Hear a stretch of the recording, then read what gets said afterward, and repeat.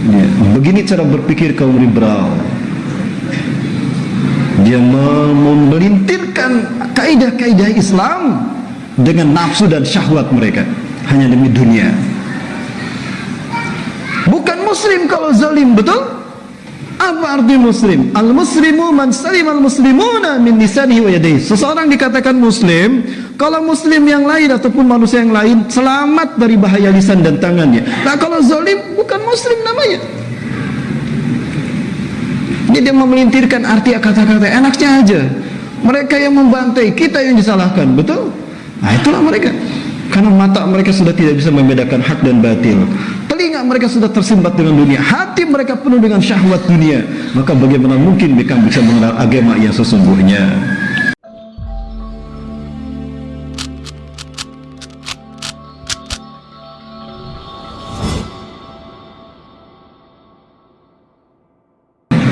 Semoga Allah memberikan kesempatan bagi saya. Jika dia bertemu dengan saya, Bapak Ibu, pahala besar bagi kita. Allahu Akbar. Inilah hancurnya bangsa kita oleh orang-orang seperti ini. Bapak Ibu rahmati Allah. Tadi sudah jelas kata-katanya kan? Suatu hari Huzaifah bin Yaman bersama Rasulullah SAW. Kunna nahnu fi majlisin ma'a Nabi sallallahu alaihi wasallam. Wa kana an-nasu yas'aluna Rasulullah sallallahu alaihi wasallam 'anil khair. Adalah para sahabat bertanya kepada Rasul tentang kebaikan. Ya Rasulullah, amal apa yang paling Allah cintai? As-salatu fi awali waktiha. Salat di awal waktu. Ya Rasulullah, man ahaqqu bi husni sahabah? Siapa yang paling pertama yang harus kami dulukan? Ibuku atau ayahku? Ibumu, ibu ayahmu. Terus para sahabat bertanya tentang kebaikan. Wa kuntu as'aluhu anisyar makhafatan ayyudrikani. Aku bertanya tentang keburukan pada Rasulullah, khawatir keburukan itu menimpa aku dan aku tidak menyadarinya. Orang cenderung menampakkan kebaikan, tapi keburukan cenderung disembunyikannya karena menjaga gengsi. Huzaifah sebaliknya, keburukan yang beliau tanyakan. Ya Rasulullah, kunna nahnu fil jahiliyah. Wahai Rasulullah, dahulu kami jahiliyah ya Rasulullah. Kami mabuk, kami berzina, kami mengundi nasib, kami berjudi, bahkan kami mengubur bayi kami hidup-hidup, bahkan kami menyembah berhala. Faja'alallahu bihadzal khair, lalu Allah mendatangkan Islam ini kepada kami. Maka kami kembali pada fitrah kami, mulia kami sebagai manusia hamba Allah dengan mengabdi hanya kepada Allah. Ahal bada hadal khair min syarrin. Apakah setelah zaman kebaikan kita sekarang ini akan ada zaman keburukan? Ada, kata Rasulullah. Bala, ada. Naam. Wahal bada dalika syarrin min khair. Apakah setelah keburukan pertama tadi akan ada kebaikan yang kedua? Ada. Lakinna fihi dakhanan, tapi di dalamnya ada dakhan. Di dalam masa kebaikan yang kedua setelah keburukan masa pertama. Bapak Ibu, dakhan ya, tahu dakhan Bapak Ibu ya? Asap kabut yang membuat kita samar membedakan mana laki-laki mana perempuan. Ini laki-laki apa perempuan ya? Namanya Lucinta Luna. Amin. Ya. Aduh, saya sebut namanya. Mas diedit ya Mas ya. Baik Bapak Ibu. Nah, wa man dakhalahu ya Rasulullah. Ini cerdasnya Huzaifah. Sebelum paham dia terus bertanya, apa dakhonnya Rasulullah? Qaumun yahduna bi ghairi hadi wa yastanuna bi ghairi sunnati. Satu kaum yang memberikan petunjuk bukan dengan Quran dan memberikan sunnah bukan dengan sunnahku. Tuh lihat, Gus Dur tidak berjenggot, Nurholis Majid tidak berjenggot. Siapa lagi? Ya, itu pun tidak berjenggot. Lah makin panjang jenggotnya makin gojek. Punten ya para bawah punten. Aduh, Mbak, mungkin saya bilang begitu. Allahu Akbar. Nah, ini orang yang kayak gini Bapak Ibu. Kaum yang menjadi dakhan, yang membuat umat Islam jadi samar melihat agamanya. Jahiliyah jadinya kan umat. Ya. Wahal bada dzalika khairin min syarrin. Apakah setelah kebaikan yang kedua ada lagi keburukan? Ada lagi keburukan. Dan di dalamnya du'atun ala abwabi jahannam, para penyeru-penyeru yang berdiri bukan di pintu surga tapi berdiri di pintu neraka jahannam. Man adzabahum qadzafuhum fiha. Barang siapa yang memenuhi propagandanya, maka dia terjerumus ke dalam neraka bersamanya. Baik Bapak Ibu yang dirahmati Allah.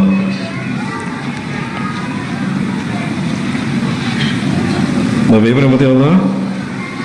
Maka kemudian para sahabat Huzaifah Rasul mengatakan lagi, ta'rifu minhum ma tunkiru. Kalian mengenal mereka dan kalian ingkari mereka. Sifhum lana ya Rasulullah, sebutkan ciri-ciri mereka ya Rasulullah. Hum min jildatina, kulitnya sama dengan kita kata Rasulullah. Muslim, namanya aja nama Arab kan, wajahnya wajah Arab. Wa yatakallamuna bi alsinatina wa yatakallamuna bi alsinatina, berkata-kata dengan lisan-lisan kita. Bicara agama, bicara fatwa, bicara kepemimpinan. Allahu Akbar. Bapak Ibu, kita buka Quran surat At-Taubah ayat 31. Di dalam Quran surat At-Taubah ayat 31, A'udzubillahi minasyaitonir rajim.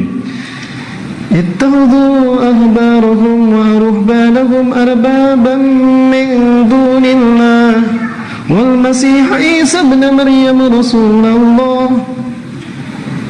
Maaf. Arbaban min dunillah wal masih ibn Maryam wa ma umiru illa liya'budu ilahan wahida la ilaha illahu subhanallahi amma yushrikun. Subhanahu wa ta'ala subhanahu amma yushrikun. Ya, syukran. At-Taubah 31. Ittahadu ahbarahum, mereka menjadikan alim-alim mereka, waruhbanahum, dan rahib-rahib mereka, pendeta-pendeta mereka, arbabam min dunillah, sebagai Tuhan selain Allah. Wal Masih ibn Maryam, dan mereka mempertuhankan Al-Masih bin Maryam. Wa ma umiru, padahal mereka tidak diperintah illa liya'budu ilaha wahida, melainkan menyembah Tuhan yang Maha Esa. La ilaha illa huwa, tidak ada Tuhan selain Allah. Subhanahu amma yusrikun, Maha suci Allah dari apa yang mereka persekutukan. Adi bin Hatim baru masuk Islam, dia ahli kitab tadinya. Ya Rasulullah, ma ra'aituhum ahlal kitabi al-yahuda wan nasara yarka'una aw yasjuduna amama ahbarum wa rubbanum, kaifa yuqalu dzalik? Ya Rasulullah, saya ahli kitab dulu, saya tidak pernah melihat orang-orang Yahudi dan Nasrani ruku dan sujud di hadapan pendeta mereka, di hadapan alim-alim mereka. Kenapa mereka dikatakan menjadikan alim-alim mereka, rahib mereka sebagai Tuhan ya Rasulullah? Apa kata Rasulullah? Rasulullah menegaskan, bal ya'budunahum, bahkan sungguh mereka menyembahnya. Kaifa yakunu dzalik? Bagaimana itu bisa terjadi Rasulullah? Inna ahbarahum wa ruhbanahum yuhallaluna ma haramahu lahum wa yuharrimuna ma ahalallahu lahum. Sesungguhnya alim-alim mereka, pendeta-pendeta mereka, menghalalkan apa yang Allah haramkan dan mengharamkan apa yang Allah mengharamkan apa yang Allah halalkan. Fayattabi'unahum, lalu manusia mengikutinya. Fakadzalika ya'budunahum, maka begitulah cara manusia umat menyembahnya. Artinya apa? Jika hari ini ada orang ngaku kiai, ada orang ngaku ustad, ada orang ngaku ulama, menghalalkan apa yang Allah haramkan dan mengharamkan apa yang Allah halalkan, lalu umat mengikutinya, begitu cara kiai itu disembah. Demi Allah, ini perilaku ahli kitab yang membuat mereka diazab Allah. Bapak Ibu, jujur ya, mau jujur sama saya Bapak Ibu? Ya, baik, saya tanya dari keyakinan saya, memilih pemimpin dari orang kafir halal apa haram? Haram. Ada tidak yang menghalalkannya? Ya. Diikutin tidak? Begitulah cara ulama itu disembah. Ada kan? Tuh gelarnya Kiai Haji Bapak Ibu. Hilang tauhidnya. Padahal dulu ngingetin kita dengan tauhid. Tapi sekarang pindah ke tetangga sebelah. Usah disebut ya. Jangan disebut Bapak Ibu. Allahu Akbar. Nah, ini fitnah akhir zaman. Maka Bapak Ibu mati Allah, apa yang harus kita lakukan? Bapak Ibu, bekali diri kita dengan pemahaman Quran dan Sunnah yang lurus, terutama anak-anak kita Bapak Ibu. Sedari sekarang Bapak Ibu. Karena kekhawatiran saya, anak-anak saya sekolahkan ke udah pesantren aja deh. Apalagi sekolah umum, ya orientasinya sudah materialis hedonis hari ini. Punten Bapak Ibu, bukan saya memfitnah kurikulum pendidikan, tidak, tapi ada pemahaman yang salah yang ditanamkan pada anak-anak kita hari ini. Pokoknya nak yang rajin belajar nak, biar kamu pinter nanti masuk sekolah favorit. Udah pinter masuk universitas favorit, dapat beasiswa, kuliah keluar negeri, dapat beasiswa S2 S3, pulang kerja di perusahaan besar, punya mobil mewah, rumah mewah, istri 4. Selesai menikmati masa pensiun. Kapan memperjuangkan Islam dengan agamanya. Udah pensiun baru belajar Quran, belajar Iqra. Ya Allah. Nah, ini hedonis materialis. Tidak diarahkan bagaimana dengan sekolahnya, dengan ilmunya. Islam menjadi rahmatan lil alamin, tegak di seluruh dunia. Tidak itu yang dibayangkan. Nah, Bapak Ibu, akibatnya apa yang terjadi? Ini yang terjadi, Bapak Ibu. Merinding saya menyaksikan bagaimana kehidupan generasi muda milenial. Ini tanggung jawab kita orang tua, Bapak Ibu. Ya, tanggung jawab kita orang tua.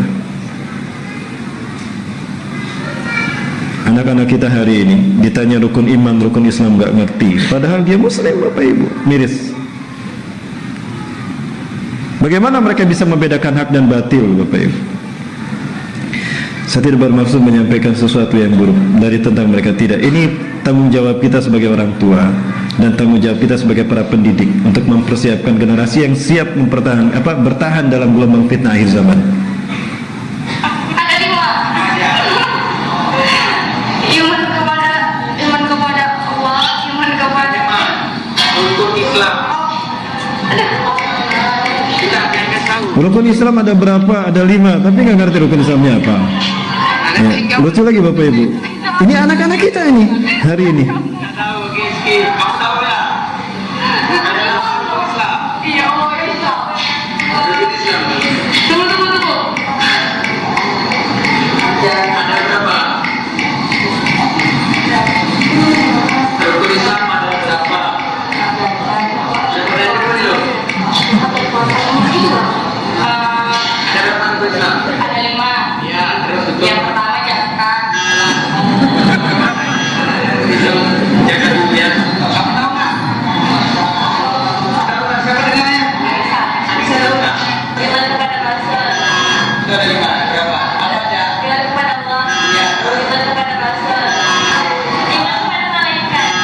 Iman kepada Rukun Islam. Oh, Rukun Islam bukan ya? Sebutin rukun Islam ada berapa? ada 5. Ditanya rukun Islam, jawabnya rukun iman. Yang pertama apa?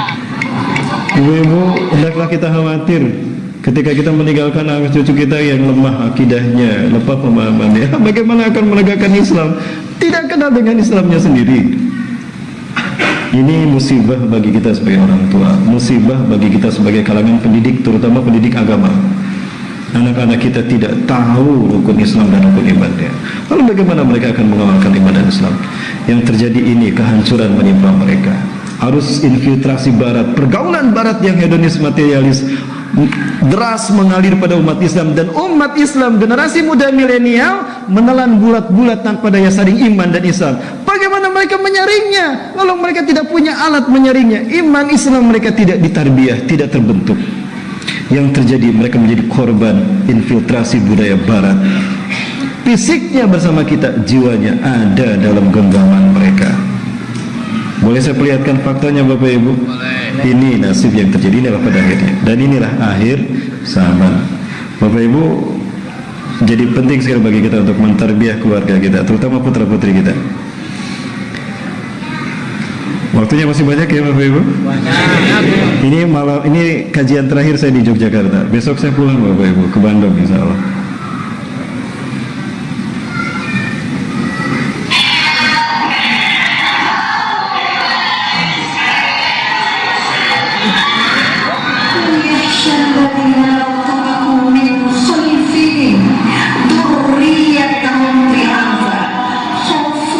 Hendaknya kamu takut ya meninggalkan anak keturunanmu yang dhaif, khaufu alaihim, berarti di belakangmu. Kalau di belakang kita sedang kemana? Kita sedang berjalan menuju mana? Menuju kematian, dan kita tinggalkan anak keturunan kita di belakang. Dhaif karena rusak, ya kelakuannya bisa seperti binatang. Hati ayah sama hati ibu, hati kakek sama hati nenek, mana yang gak risau sama ayat itu? Karena kita harus mempertanggungjawabkannya di mahkamah hisab Allah. Muhammad Allah yang telah berfirman dalam Al-Quran, "Fakhalafa min ba'dihim khalfun a'dha'u as-salah wattaba'u syahawat, fasawfa yalqawna ghayya." Maka menggantikan setelah generasi yang soleh, setelah generasi yang taat, generasi-generasi yang rusak, menyanyiakan sholat dan memperturutkan hawa nafsu. Nah, ini buahnya Bapak Ibu. Zina di mana-mana. Maka ketika mereka berzina, malu orang tuanya, diusir dia dari rumahnya. Menderita mereka, mengadu kepada satu lembaga. Wah, banyak pengaduan seperti ini, maka dibikin RUU PS-KS. Maka jika orang tua melarang anaknya berzina, bergaul, berpacaran, atau bahkan LGBT, merasa tersakiti, orang tuanya dipidanakan. Allahu Akbar. Ini jahiliyahnya umat manusia. Betul Bapak Ibu sekalian umat Allah. Maka penting bagi kita untuk kita memperhatikan bagaimana kita memahami Quran dan Sunnah dengan benar. Ya, ini bekal bagi kita untuk membedakan hak mana batil. Bapak Ibu, kemudian dari sisi ekonomi kita pun harus waspada. Ya, kita dihancurkan dengan sistem ekonomi yang kapitalis, Bapak Ibu. Boleh. Maka hari ini kita tidak bisa mengklaim kita berada pada sistem ekonomi syariah. Nama-nama embel-embel syariah itu tidak mungkin selama kita masih menggunakan alat yang penuh dengan riba. Jujur saja Bapak Ibu. Boleh saya buktikan? Boleh. Bapak Ibu, boleh saya pinjam uangnya kan? Ada yang punya 100.000, 50.000, 10.000, 5.000 dan 2.000. Saya pinjam. Ayo, coba Mas, pinjam aja pinjam. Nanti dikembaliin lagi. 100.000, 5.000 ada? 5.000 boleh. Ada lagi yang lain? Yang 50, nah ini ada. Ada yang 2.000, 2.000. 2.000 ada 2.000?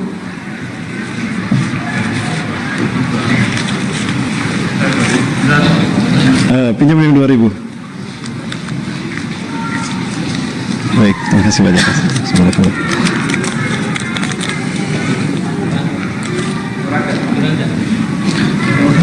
udah Pak. Mau ngasih yang merahnya kurang. Bapak Ibu rahmati Allah, dari uang-uang ini yang nilainya paling tinggi yang mana Bapak Ibu? Apal yang merah. Yang merah ya. Yang paling rendah yang mana? Yang abu-abu, yang 2.000. Kok bisa yang merah lebih mahal dari yang abu-abu? Padahal ongkos bikinnya sama kan? Sama nggak ongkos bikin uang 100.000 dengan 2.000? Ah, itu riba itu. Bahannya sama, ongkosnya sama, nilainya beda. Apa yang membedakan bedanya? Angkanya doang kan? Nah ini mata uang kapitalis ini. Betul tidak? Maha benar Allah yang telah mengutus Rasulullah SAW yang telah mengatakan, sayati fi akhir zaman yakuluna nasar riba. Akan datang satu masa di akhir zaman manusia akan memakan harta riba. Kalaupun tidak memakan harta riba, mereka terkena debunya riba. Kita tidak menggunakan alat ini untuk bertransaksi riba, tapi alat ini pun baik. Punten mohon maaf Bapak sekalian. Kita Muslim, kita berhak untuk menilai apa yang akan kita lakukan, betul? Bapak Ibu, ada tidak tanda tangan Menteri Keuangan di sini? Ada tidak tanda tangan Presiden?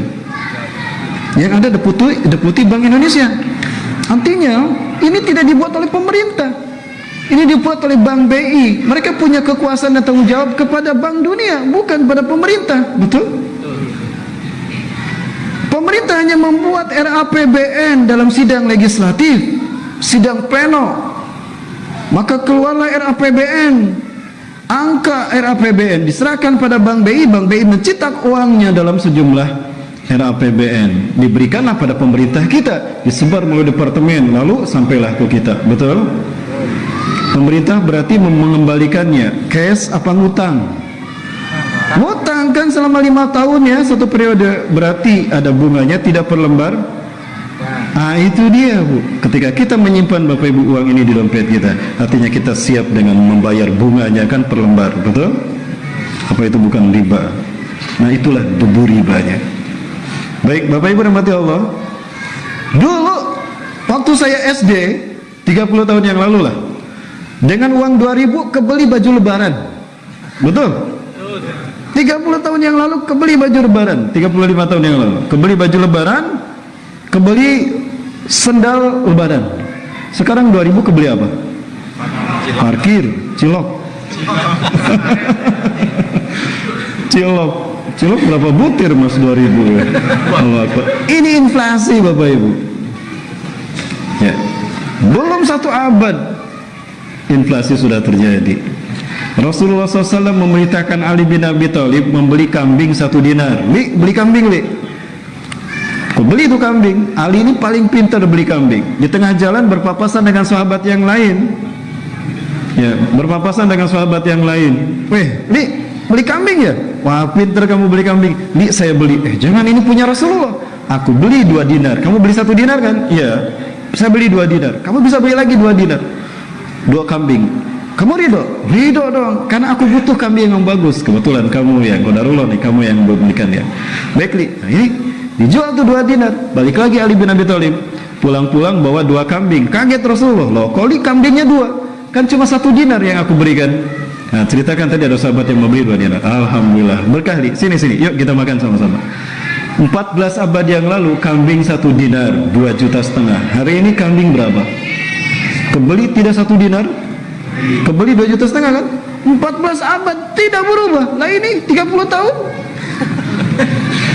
Kita berada pada sistem kapitalisme yang penuh dengan riba. Akan tiba saat di mana kita akan kembali pada dinar dirham insyaallah. Nah, tugas kita mempersiapkannya Bapak Ibu. Siap menyambut kebangkitan ekonomi syariah? Nah, ini siap kita untuk menyambut, karena nanti jika chaos negara kita ini tidak bernilai, maka saya sarankan bagi Bapak Ibu yang punya deposito uang kertas, segera akan pindahkan ke emas. Akan tiba saat di mana chaos terjadi, rupiah anjlok luar biasa, dolar akan naik, uang kita makin tidak berarti, hanya emas nanti yang bernilai. Itulah kenapa sekarang ramai emas, Cina membeli emas, karena ini akan menyambut inflasi dunia. Adakah kita mempersiapkan itu? Kita harus mempersiapkannya. Alhamdulillah. Ya Mas, tolong Bapak Punten percaya? Itu mohon maaf, bisa dibagi-bagikan yang punyanya. Saya kembalikan pada yang punyanya. Bapak Ibu yang Allah, maka yang harus kita persiapkan adalah kita mempersiapkan alat tukar untuk kita sendiri, bukan untuk di Indonesia, tidak. Hanya untuk kita ekonomi Islam. Kita ingin belajar mempersiapkan diri menyambut kebangkitan Islam. Ya, alhamdulillah. Saya berharap kita bisa menggunakan transaksi atau menciptakan sebuah transaksi muamalah yang menggunakan dinar dirham, tidak menggunakan uang kertas. Kami sedang mengolah sebuah konsep untuk bisa membuat kampung kurma akhir zaman, tempat kita hijrah. Apabila tempat kita, rumah kita ini, kota kita chaos, nah kita bisa hijrah ke sana dulu untuk menyelamatkan diri. Sebagaimana para sahabat hijrah ke Madinah untuk kemudian kembali ke Mekah lewat Fathul Makkah, betul? Ya. Teman saya saat ini sudah alhamdulillah memberikan bantuan pada kita untuk kita bisa memiliki emas dalam satuan yang kecil. Dulu saya berpikir, aduh kalau 1 dinar kemahalan ya, 2,5 juta orang akan berat. Yang di desa tidak akan mungkin mendapatkan memiliki dinar ini. Maka alhamdulillah saat ini ada pecahan kecil 0,1. Memang emas makin kecil makin mahal. Alhamdulillah saat ini ada seorang agnia, orang yang dulu pernah bela-belaan untuk membantu memperjuangkan hak aspirasi demokrasinya umat Islam. Sekarang beliau membuat satu pecahan-pecahan dinar dalam bentuk yang kecil, bukan dinar tapi emas. Dan ini kita bikin seperti ini untuk bisa seolah-olah uang. Nanti di kampung kurma akhir zaman tempat kita hijrah, kita gunakan untuk transaksi. Tidak boleh ada uang kertas. Ya. Besar ini, ada 0,1, ada 0,25, ada 0,5. Dalam rangka kita kembali kepada sistem ekonomi syariah. Kita berharap dengan begini kita bisa menghancurkan kapitalisme yang penuh dengan riba. Betul? Nah, belanja kepada orang Islam, jangan kepada orang non-Muslim. Ya. Ini disebut dengan mini golf. Sebetulnya saya bawa ini, tapi ada di istri saya. Ya, yang pecahan 0,1 gram, 0,25 gram saya tidak bawa, hanya 0,1 gram saja. Insyaallah Bapak Ibu, kita akan coba kembangkan ini di kampung kurma akhir zaman tempat kita hijrah nanti. Ya. Agar semua orang bisa punya emas, maka ini tujuannya dibikin kecil. Di Antam ini luar biasa tinggi, tapi ini kita bikin alhamdulillah ini ada subsidi dari orang kaya di Indonesia. Dia ingin membantu umat Islam untuk tegaknya ekonomi syariah.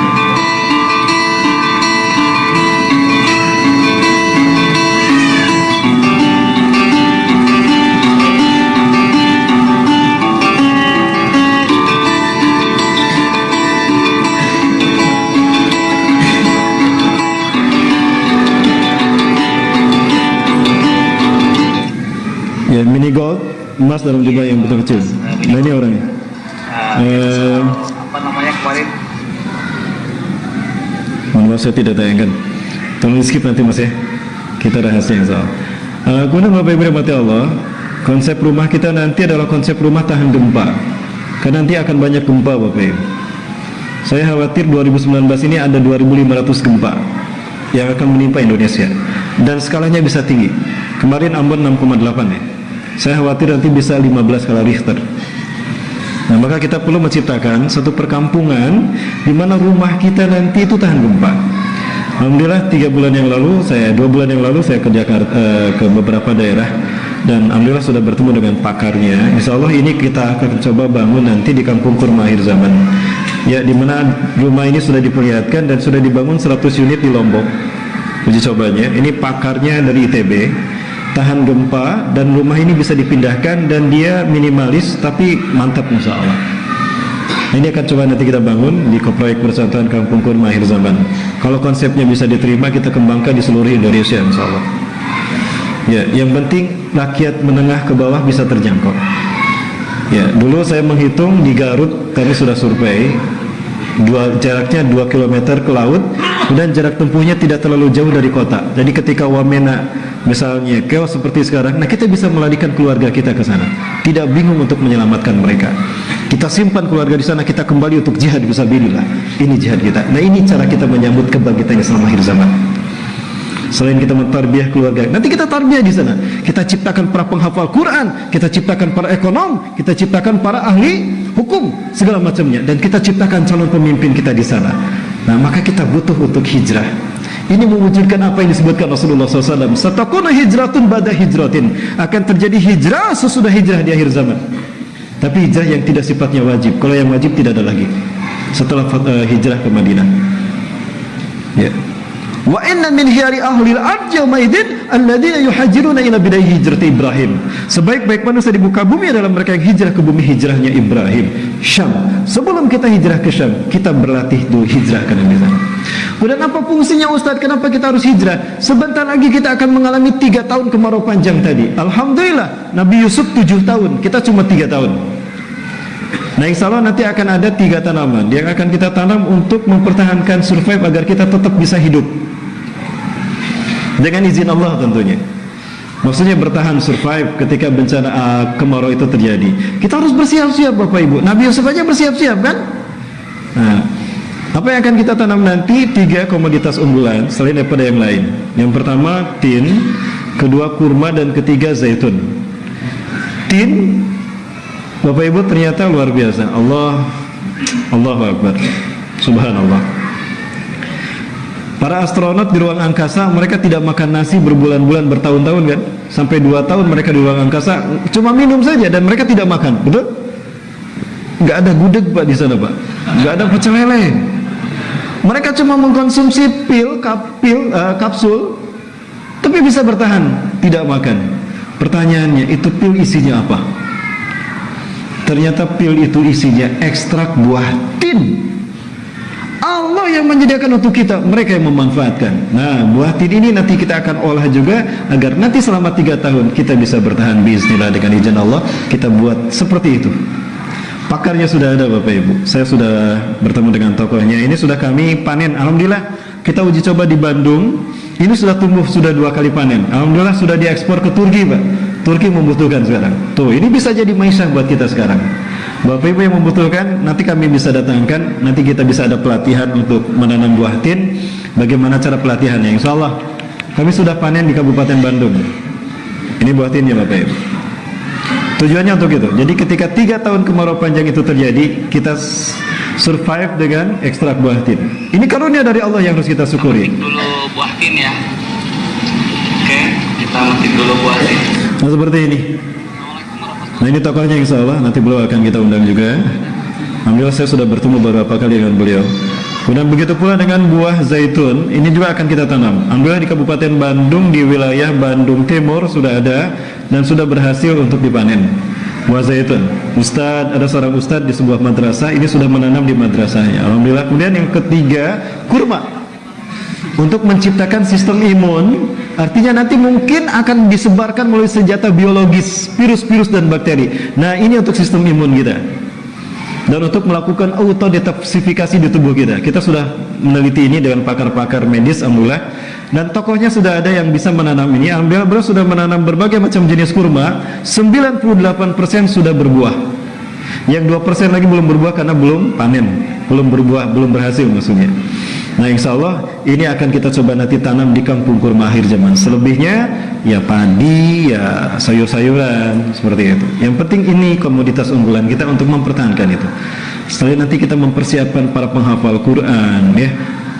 Bapak Ibu, Quran itu yang ngomong tuh kayak Ade Armando tuh. Aduh, keceretot juga saya sebut namanya.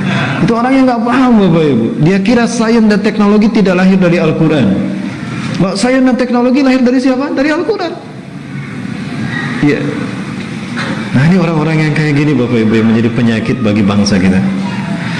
Baik Bapak Ibu rahmati Allah.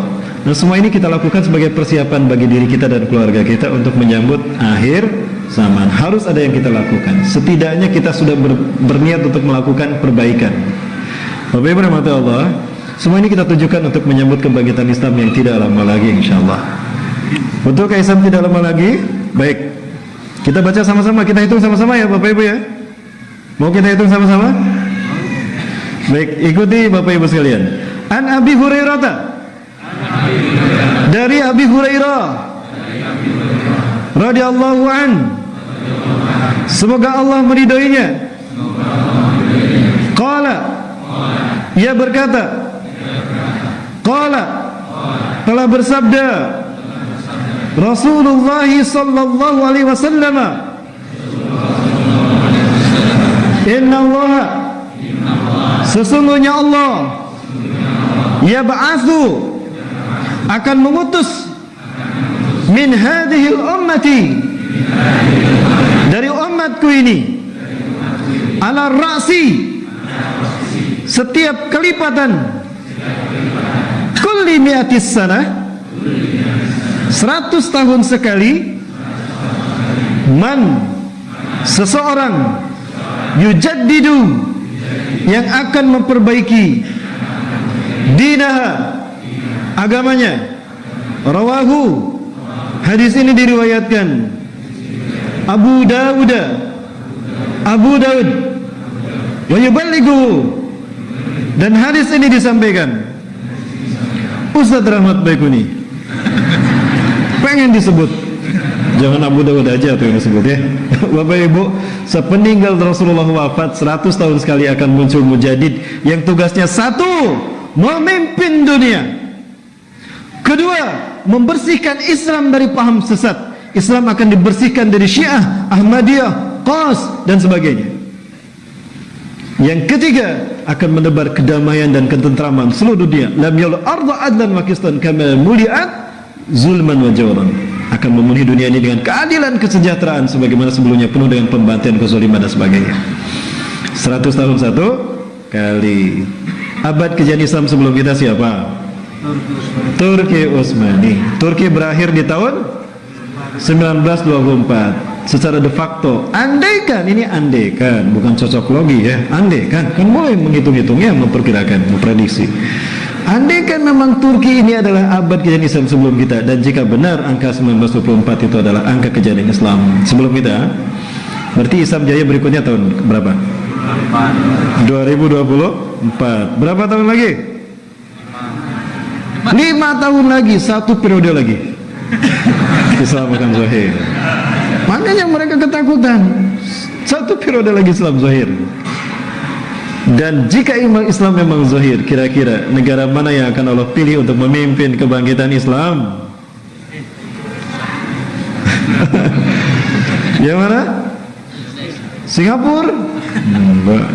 Cina Cina. Boleh Ustaz? Baik, insyaallah Bapak Ibu sekalian. Ini dia. Ini Sahih Muslim secara Syekh An-Nawawi.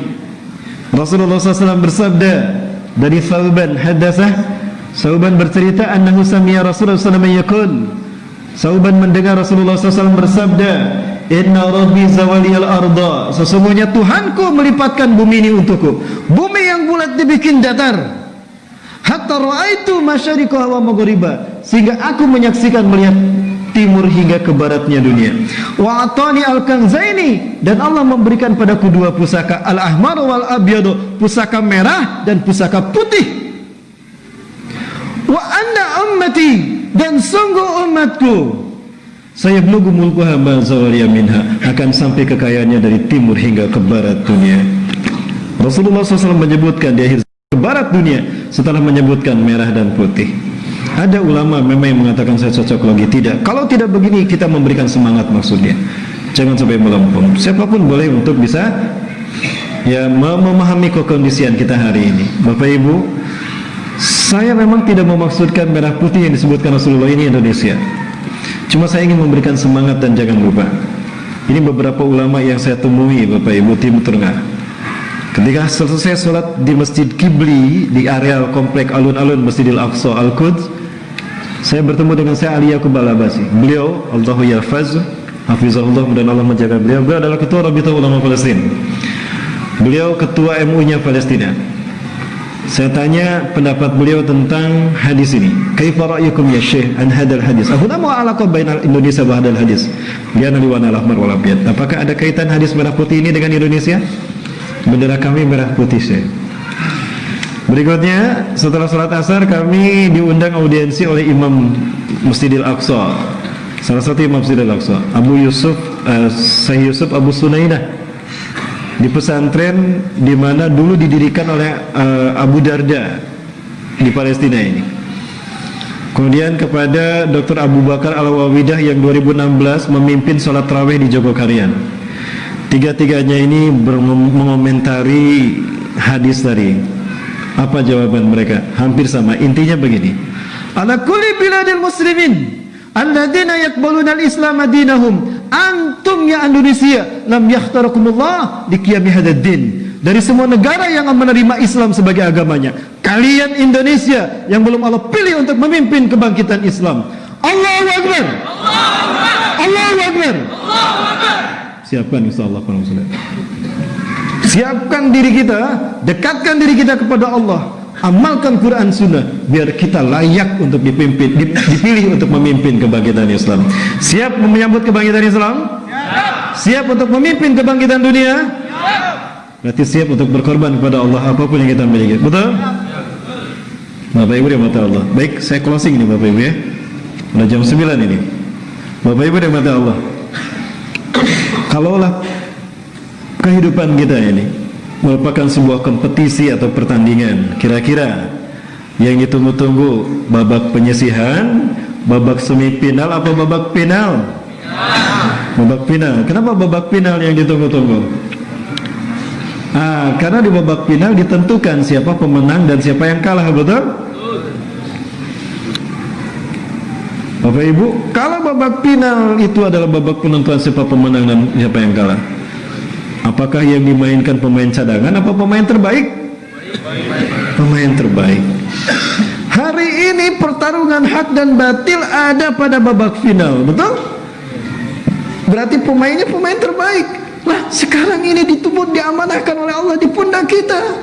Padahal kita biasa gini, amal ibadah kita tidak lebih baik daripada sahabat. Tapi Allah percaya kepada kita. Allah percaya pada kita. Walaupun kita tidak didampingi oleh Rasulullah, kita siap untuk berjuang membela Islam. Walaupun yang kita hadapi adalah sang kampiun kesesatan, iblis dan dajjal. Ini iblis, ini dajjal. Begini. Betul? Ya. Bayangkan semua Nabi dan Rasul berdoa kepada Allah, ya Rabb, akhir ajalana ila ummati Muhammadin tahyanu tuhiyuhum ya tuhyihim fi asrihim ahyina fi tilkal ashr ya Rabb. Ya Allah, hidupkan kami di umat Muhammad akhir zaman dihidupkan. Saking luar biasanya nilai berjihad di jalan ini. Bapak Ibu rahmati Allah, jangankan berjihad berperang dengan nyawa, mengorbankan nyawa. Faqad ihya'us sunnah, menghidupkan sunnah saja pahalanya 100 kali pahala mati syahid dan syahidnya syahid sahabat. Man ahya sunnati 'inda fasadi ummati falahu ajru mi'ata syahidin. Siapa yang menghidupkan sunnahku di hari di mana manusia mematikannya, dia akan mendapatkan 100 kali pahala mati syahid. 100 kali pahala mati syahid. Asyuhada'u minna wa minhum ya Rasulullah. Syuhada kami atau syuhada mereka? Bal syuhada'u minkum, bahkan syahidnya kalian. Allahu Akbar. Hari ini menghidupkan sunnah, 100 kali syahidnya para sahabat. Itu pahala yang kita dapatkan. Apalagi berjihad membela agama Islam. InsyaAllah kebangkitan Islam tidak lama lagi. Pastikan Indonesia layak memimpin kebangkitan dunia. Betul? Baik, InsyaAllah ada 3 pasukan yang akan Allah pilih untuk memimpin kebangkitan Islam. Siapakah mereka? Nantikan pembahasannya di episode yang akan datang. Jam tayang yang sama bersama saya Bapak Ibu ya. Bapak Ibu, barangkali itu yang dapat saya sampaikan. Lebih dan kurangnya mohon maaf. Mohon doanya, mudah-mudahan Allah melindungi kita semua, termasuk saya pribadi. Ya, mungkin saya ada pada posisi yang panas. Wallahualam, saya sudah wakafkan jiwa raga saya untuk Islam demi membela agama Allah. Siap Bapak Ibu ya? Allah, terima kasih Bapak Ibu sudah mengundang saya. Selamat berjuang. Pastikan ketika perjuangan terjadi, kita berada di garda terdepan, terutama para pemuda. Ingat ya Bapak Ibu sekalian, setiap kali Allah menzahirkan Islam, para pemuda selalu ada di garda terdepan. Ashabul Kahfi, pemuda kan? Ashabul Ukhdud Waddah, dia pemuda yang membukakan Rasulullah hijrah ke Madinah. Mus'ab bin Umair, pemuda 22 tahun. Para nabi diutus pemuda. Abdullah bin Abbas, pemuda, dia kiainya para sahabat, ahli tafsirnya di zaman Rasulullah SAW. Ya, dibina langsung oleh Rasulullah. Kemudian ketika Rasulullah menjelang wafat, Rasulullah ingin Palestina kembali pada pangkuan kaum muslimin para sahabat.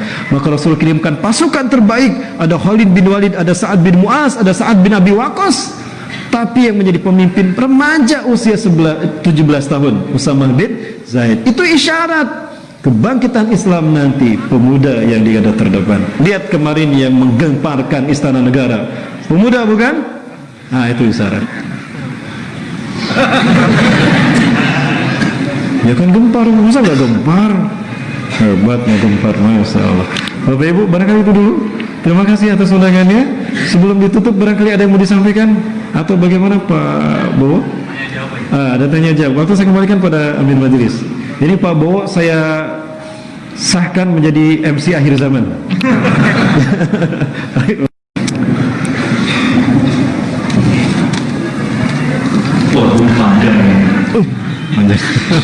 Assalamualaikum warahmatullahi wabarakatuh.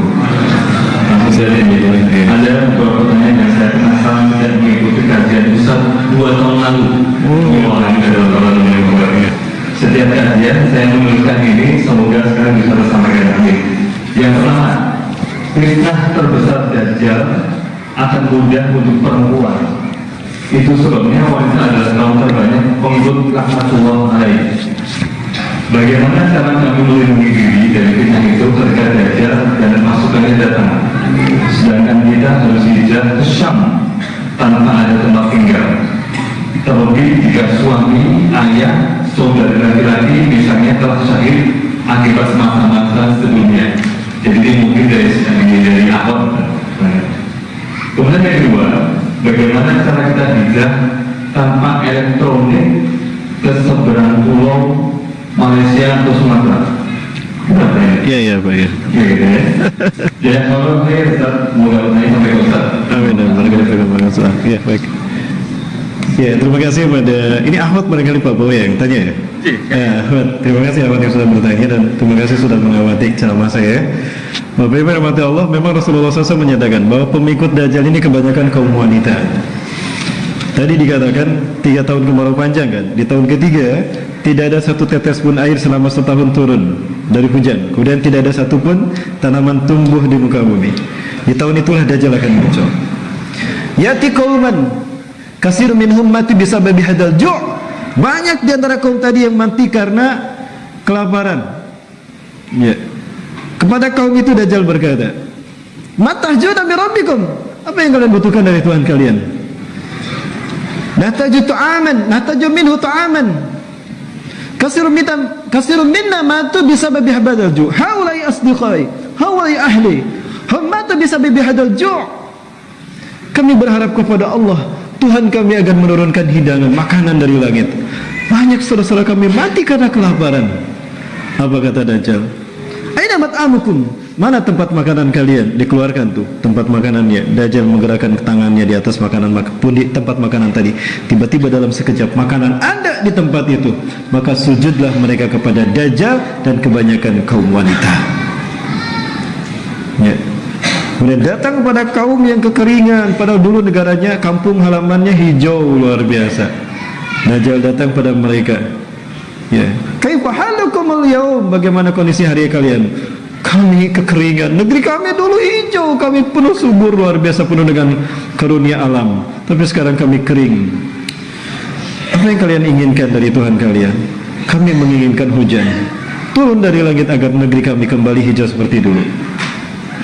In astati an unazzilal ma'a ilaikum aw lakum ma sataradtum ilayya ma satu'arridukum masa tu'aridunakum ini.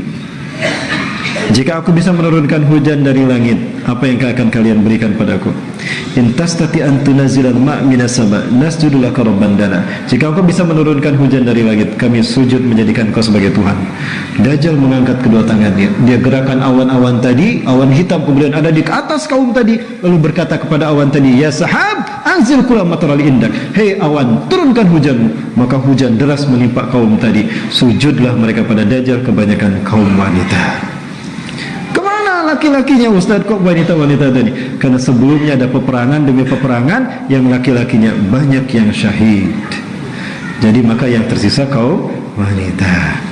Bagaimana caranya agar kaum wanita terselamatkan? Sejak sekarang kaum wanita harus kembali kepada fitrahnya. Bukan berarti tidak boleh berkarir di luar rumah, silakan, tapi jaga hijabnya, jaga dirinya, jangan terkontaminasi dengan infiltrasi barat dan kejahilian peradaban akhir zaman ini. Rumah adalah surga bagi kaum wanita. Saya iri kepada kaum wanita. Rasulullah mengatakan al-jannatu tahta aqdamil ummahat. Surga di bawah telapak kaki ibu. Walaupun kaki ibunya belah-belah, maafin muskilah, hadisnya tetap sahih. Ya. Kenapa demikian? Rasulullah mengatakan karena karir seorang wanita itu di rumah. Mulianya seorang wanita bukan karena karirnya di luar rumah, bukan karena suksesnya, bukan karena gelar akademiknya, bukan. Tapi karena kesakinahan yang didapatkan suami dan anak-anaknya. Makin sakinah seorang suami dan anak-anak di rumah, makin mulia seorang istri di sisi Allah. Budaya feminisme menyeret kaum wanita keluar dari rumah, dilucuti, dieksploitasi daripada apa yang dimiliki wanita. Sensasional, tubuh mereka, suara mereka apapun dinikmati, dieksploitasi. Jadi iklan ketiak, apa iklan Vaseline atau apa tuh. Aduh ya Allah. Bu, sekali lagi, agar ibu-ibu selamat, ya, ciptakan rumah itu sebagai poros surga bagi suami dan anak-anak. Inilah tarbiyah Rasulullah kepada keluarga. Baiti jannati, rumahku adalah surgaku. Kenapa? Nilai-nilai surga hadir di rumah, dan ini tugas kaum ibu-ibu. Ya, karena ibu-ibu adalah madrasatul aulad, madrasah sekolahnya anak-anak. Ciptakan ini di rumah, Bu, biar kami yang berjuang di luar rumah. Ibu akan selamat nanti di jalan Allah, walaupun fitnah Dajjal datang. Siap, Bu? Siap, Bu, ya? Jadi kuliah ibu-ibu sekalian untuk membuat ibu bisa memanage rumah sebaik mungkin. Jangan salah, walaupun menyapu, pahalanya luar biasa tuh. Ada tayangannya, tapi waktunya nggak cukup kalau saya perlihatkan. Nanti kalau kita khusus kajian kaum akhwat, ya, khusus, Bu, nanti kita ketemu, Bu, ya. Kita bikin wakuncar, Bu. Oh ya, baik. Kemudian yang kedua, bagaimana cara kita hijrah tanpa elektronika? Maksudnya tanpa teknologi ke seberang pulau Malaysia atau Sumatera. Bapak Ibu rahmati Allah, memang teknologi akan hilang. Dan nampaknya di 5 tahun ke depan ini, khawatir justru di 3 tahun ke depan teknologi akan hilang. Ya, 2019 ini NASA kembali mendeteksi adanya benda langit yang mendekat ke bumi, yang nampaknya ini ukurannya memang lebih besar dari bumi. Kalau volumenya lebih besar daripada bumi, maka bumi akan tertarik magnetnya oleh benda langit ini. Maka ketika bumi melepaskan magnetnya, di saat itu teknologi akan hilang. Itulah maksud dari hadis Rasulullah SAW barangkali. Suma'atum ila ma bada'tum, suma'atum ila ma bada'tum, suma'atum ila ma bada'tum. Kemudian kalian akan kembali ke zaman kalian datang tanpa teknologi. Itu pasti akan terjadi, dan saya khawatir kita akan mengalaminya. Lalu bagaimana kita bisa hijrah ke Syam, Bapak sekalian? Makanya kita, Bapak Ibu, sekarang yuk kita belajar hijrah ke Syam. Bagaimana caranya, Ustaz? Umroh plus Palestina. Ini yang hilang, padahal ini adalah sunnah. Rasulullah SAW mengatakan, la tushaddu rihal ila thalathatil masajid. Jangan kalian berziarah dengan niatan ibadah kecuali pada 3 masjid. Al-Masjidil Haram, wa Masjidil Rasulullah SAW, An-Nabawi, wa Masjidil Aqsa. Masjidil Haram, Masjid Nabawi, Masjidil Aqsa. Kenapa harus 3 masjid ini? Masjidil Haram, titik tolak dakwah tauhid Nabi pertama, manusia pertama, Nabi Adam AS. Masjid Nabawi, titik tolak dakwah Rasulullah di Madinah, ya. Dan Masjidil Aqsa, titik tolak dakwah tauhid untuk Imam Mahdi. Nah, makanya kita sunnahnya umrah plus Aqsa. Kami kalau umrah plus Aqsa, Bapak Ibu. Makanya tadi Bapak Ibu, ini kita perlihatkan bertemu dengan ulama-ulama kita di sana. Bahkan nanti kita kajian di tempat di mana para nabi diutus. Bahkan kita nanti ke tempat di mana para nabi menyaksikan kaumnya di Ahzab. Nabi Lut. Kita nanti kajian di sana. Kita harus tahu. Nah, kita petakan nanti jalan hijrah kita dari sekarang.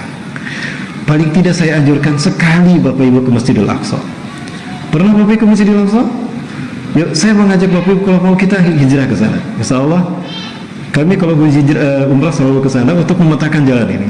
Nah, kita harus kenal jalan ini. Maka ketika teknologi hilang, kita sudah tahu jalan. Bagaimana ketika saudara kita tidak ada? Ibu malaikat akan menjaga kita. Malaikat akan menuntun kita. Siapa yang menjaga Siti Maryam ketika dia dalam kekalutannya harus menghadapi kaumnya yang akan memfitnahnya berzina? Malaikat Jibril kan? Allah akan memberikan pertolongan. Makanya Rasulullah mengajarkan hal yang sangat luar biasa pada Abdullah bin Abbas. Ya Gulam, inni wa'allimuka kalamatin. Wahai anakku, aku akan mengajarkan beberapa kalimat padamu nak. Pahami nak, camkan ya nak.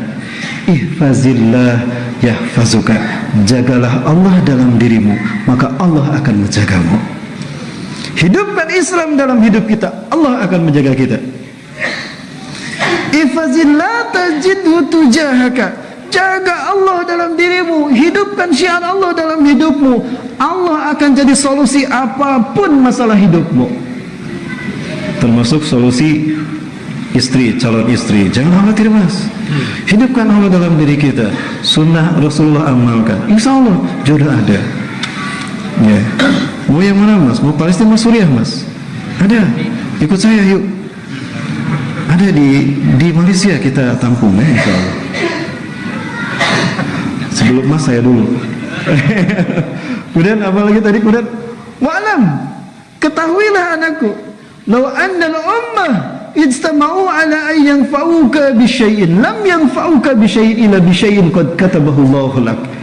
Yakini wahai anakku, andaikan semua manusia berkumpul untuk menolong kamu, kamu tidak akan tertolong.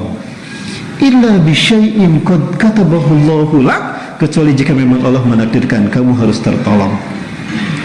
Walau annal ummah, dan andaikan umat manusia istama'u ala ayadurruka bi syai'in, berkumpul untuk membantai kamu, lam yadurruka bi syai'in, kamu tidak akan celaka, kamu tidak akan mati jika Allah tidak menakdirkan.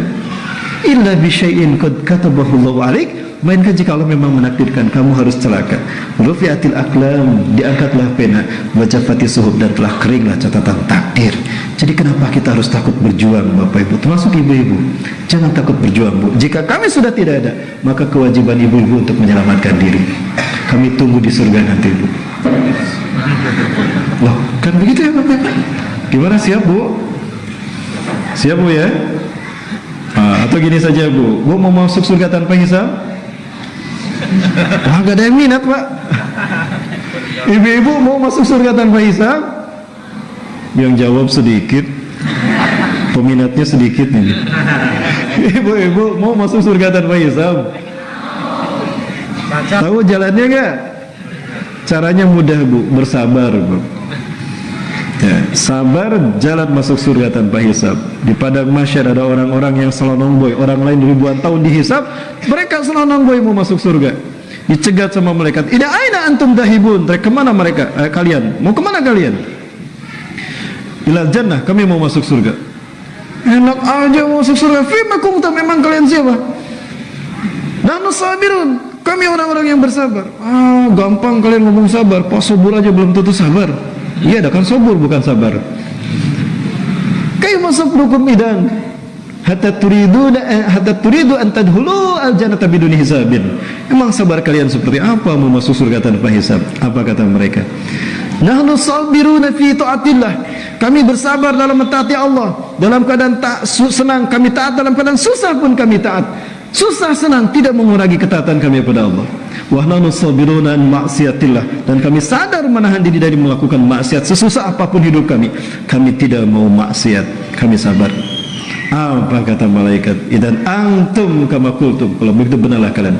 Tafadhalu ibhasu an jannatikum, silakan cari surga kalian. Tuh Bu, surga bisa didapat tanpa hisab dengan sabar. Jadi siap untuk bersabar? Pak dengar Pak?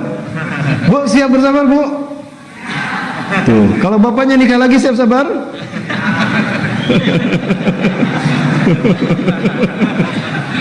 Baik, barangkali itu dulu untuk yang pertama. Itu yang pertanyaan pertama. Mudah-mudahan mewakili. Jangan khawatir Bapak Ibu, Allah akan membimbing naluri kita untuk bisa membentangkan jalan hijrah.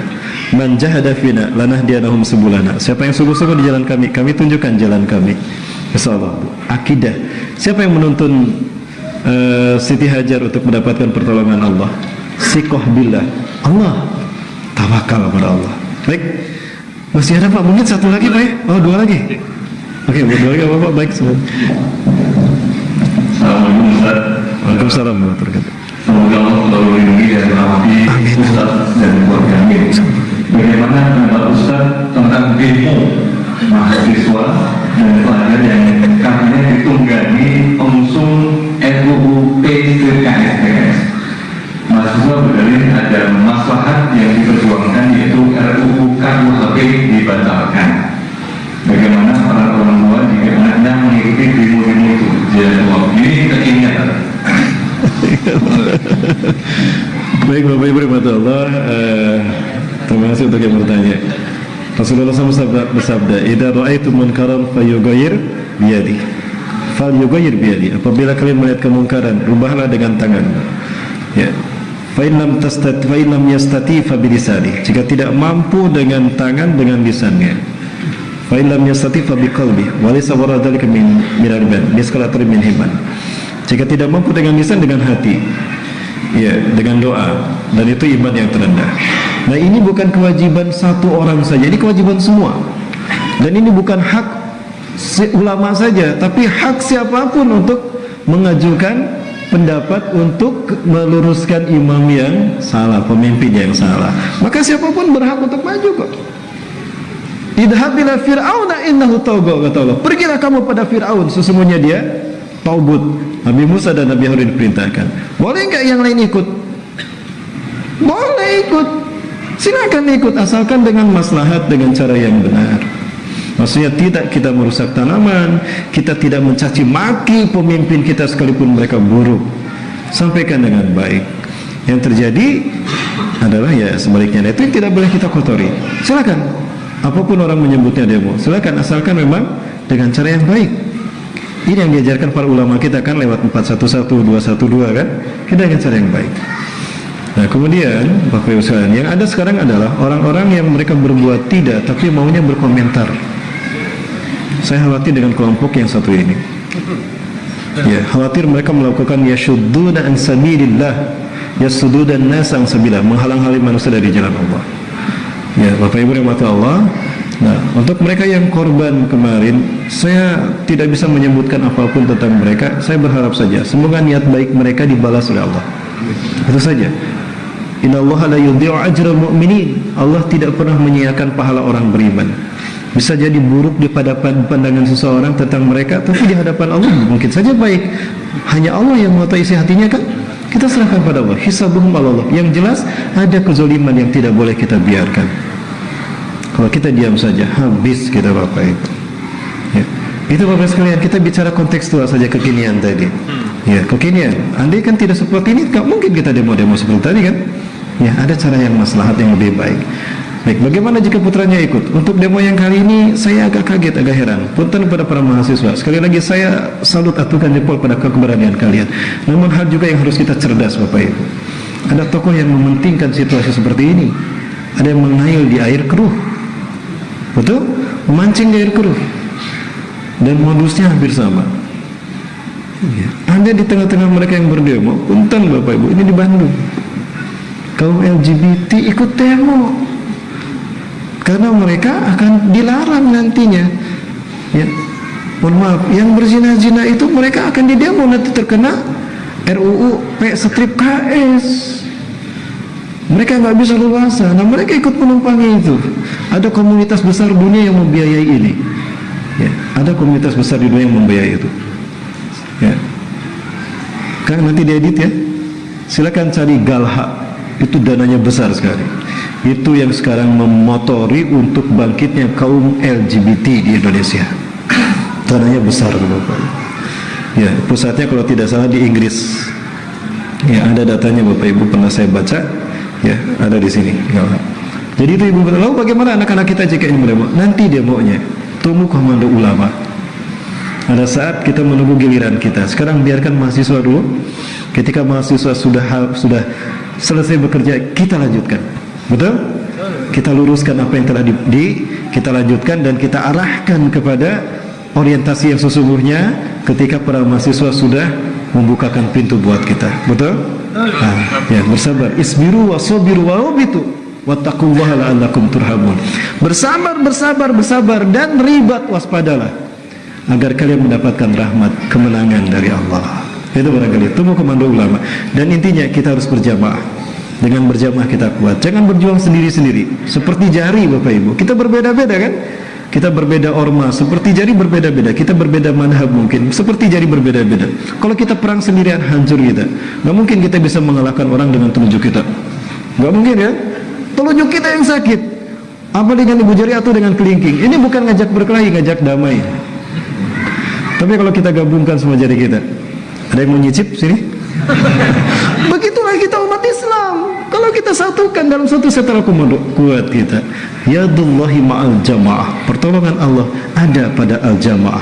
Apa itu al-jamaah? Terpimpin sentral komando, seorang pemimpin. Itu ya para muslimin. Itu barangkali yang saya sampaikan. Oh, setunggal malih. Pripun betul apa-apa. Ya gitu ya bahasa Jawanya, Pak. Jadi Bapak Ibu, mungkin ini pertanyaan terakhir yang saya bacakan sekaligus nanti sebagai doa penutup kita. Karena memang di sini pertanyaannya adalah nanti mungkin jangan dibalikan, tapi pertanyaan ini, doa apa yang paling baik untuk menghadapi waktu akhir zaman ini? Yang pertama. Yang kedua, amalan apa yang paling baik untuk menghadapi waktu akhir zaman ini? Jadi mohon dibalik yang amalan dulu.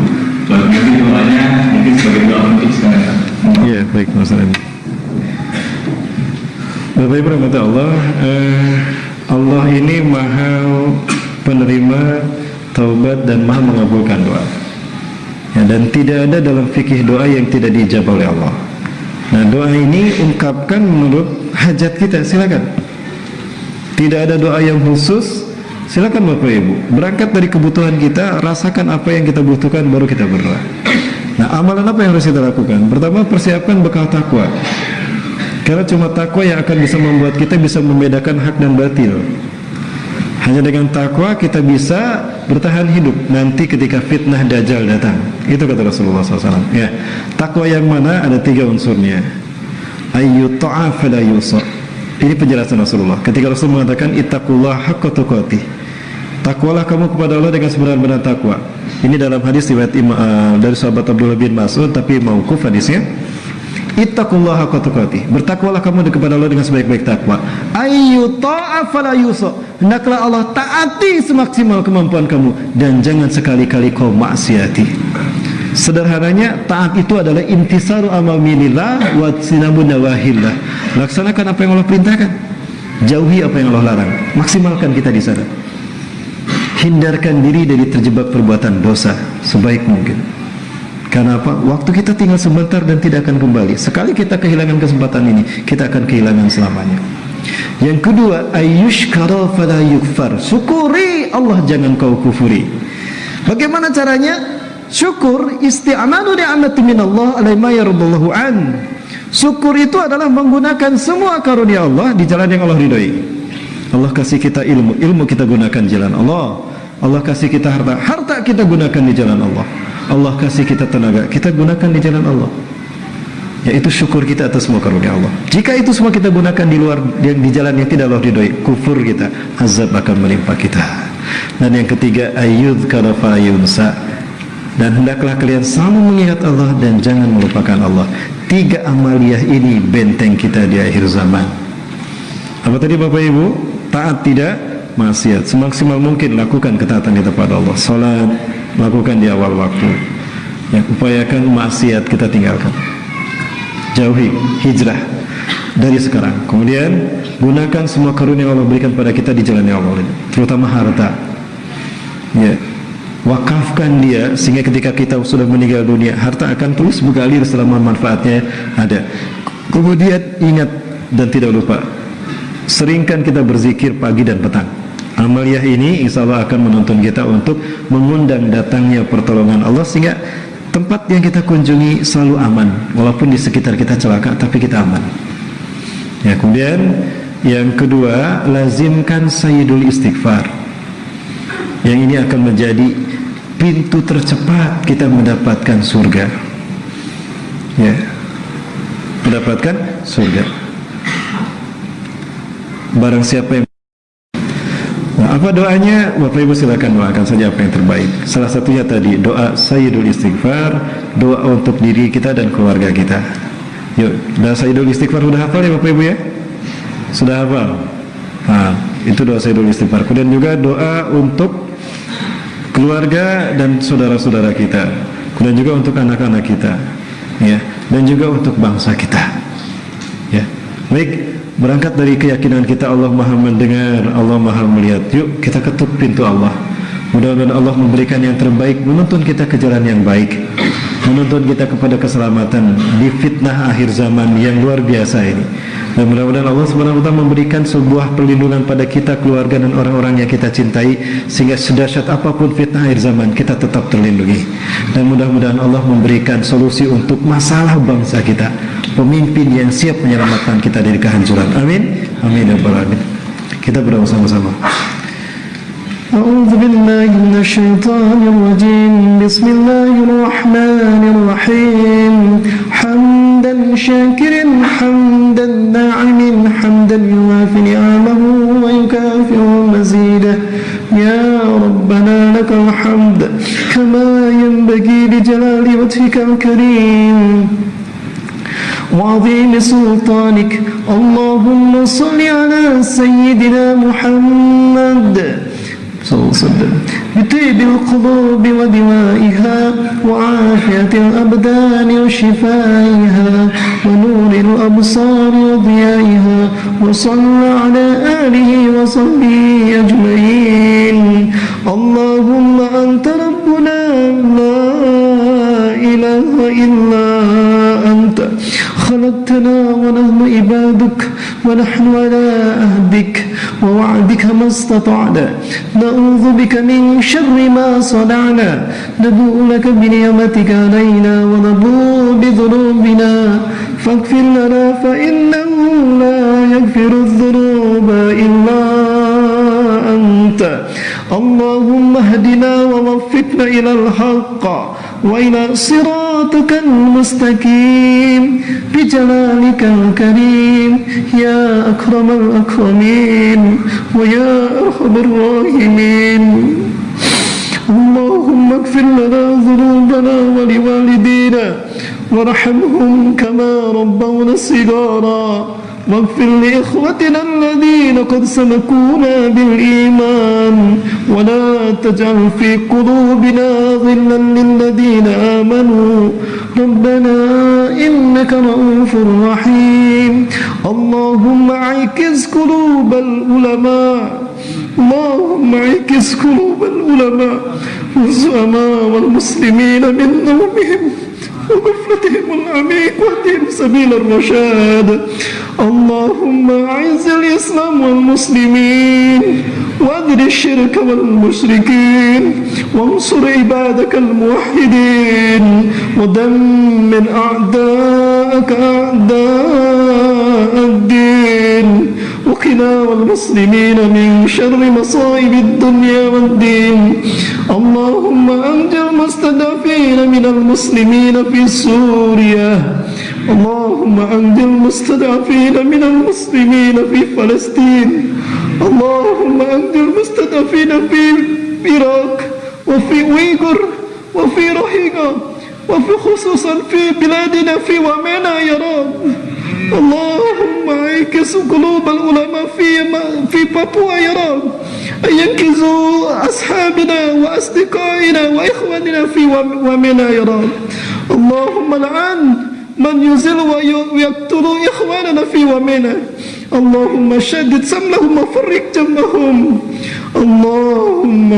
اللهم تقبل منا إنك أنت السميع العليم وتب علينا إنك أنت التواب الرحيم اللهم أصلح لنا ديننا الذي هو عصمة أمرنا وأصلح لنا دنيانا التي فيها معاشنا وأصلح لنا آخرتنا التي فيها معادنا واجعل الحياة زيادة لنا من كل خير واجعل الموت راحة لنا من كل شر واختم لنا حسن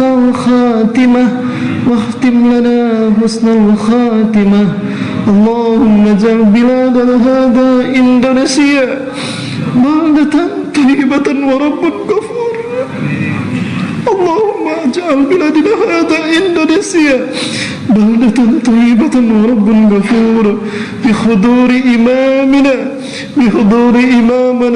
وأمينا مطيعا لأوامرك ومجتنبا لنواحيك يحبنا ونحبه ويقودنا إلى سبيلك وإلى رضوانك وإلى سلامة الدنيا والآخرة ربنا آتنا في الدنيا حسنة وفي الآخرة حسنة وقنا عذاب النار سبحان ربك رب العزة عما يصفون وسلام على المرسلين والحمد لله رب العالمين. Ya, terima kasih atas perhatian dan doanya. Terima kasih Bapak Ibu sudah mengundang saya. Mohon maaf atas kekurangannya. Selamat berjuang ya Wafillah. Semoga Allah mempersatukan kita. Jika saatnya memang telah dekat kemenangan kita